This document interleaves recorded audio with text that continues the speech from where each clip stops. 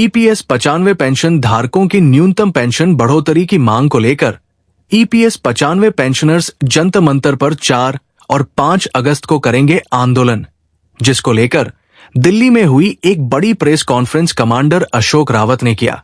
Press conference को संबोधित EPS 95 राष्ट्रीय संघर्ष समिति के देश के 78 लाख पेंशन भोगियों की मांगों को लेकर 4 और 5 अगस्त को जंतर मंतर पर 2 दिवसीय धरना प्रदर्शन करेगी।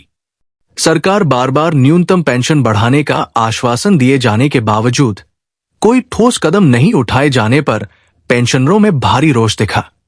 Press club of India Delhi में आयोजित एक प्रेस वार्ता में एनसी के राष्ट्रीय अध्यक्ष कमांडर अशोक रावत ने कहा कि पिछले 10 वर्षों से बुजुर्ग पेंशनर सड़कों पर हैं, लेकिन सरकार आज भी हमारी जरूरतों को अनदेखा कर रही है।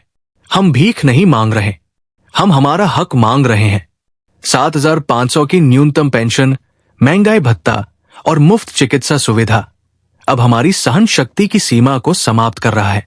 उन्होंने सुप्रीम कोर्ट के उच्च पेंशन से जुड़े निर्णय को ईपीएफओ द्वारा किए जा रहे मनमानी व्याख्या पर भी सवाल उठाए और कहा ने तो न्याय दिया, लेकिन ईपीएफओ की गलत व्याख्या के चलते लाखों पेंशनरों को इसके कानूनी हक नहीं मिल रहे।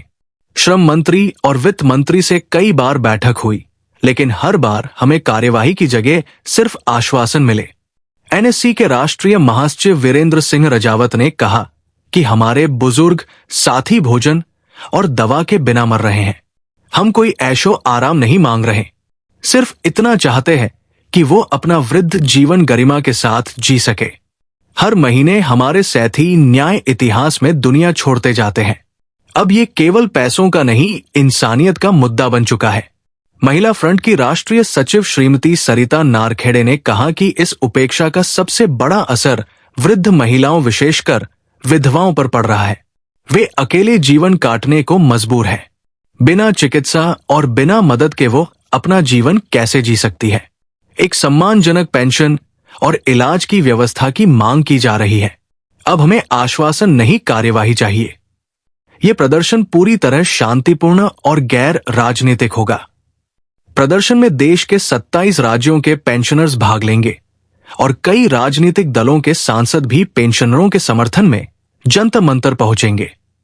प्रेस वार्ता में समिति के अन्य वरिष्ठ अधिकारी, जिसमें कि राष्ट्रीय सचिव रमेश बहुगुणा, राष्ट्रीय सचिव राजीव भटनागर, राष्ट्रीय कोषा अध्यक्ष बी.एस. नारखेड़े, दिल्ली प्रदेश अध्यक्ष बी.एस. राणा और महाराष्ट्र समन्वयक संजय पाटिल जी भी इस प्रेस वार्ता में उपस्थित रहे थे। और इन्हीं खबरों को लेकर प्रिंट मीडिया, डिजिटल मीडिया ने काफी सपोर्ट भी दिखाया है और कई सारे न्यूज़पेपरों में इसकी खबरें भी देखने को मिली है। तो यही एक लेटेस्ट अपडेट आप सभी तक पहुंचाना था।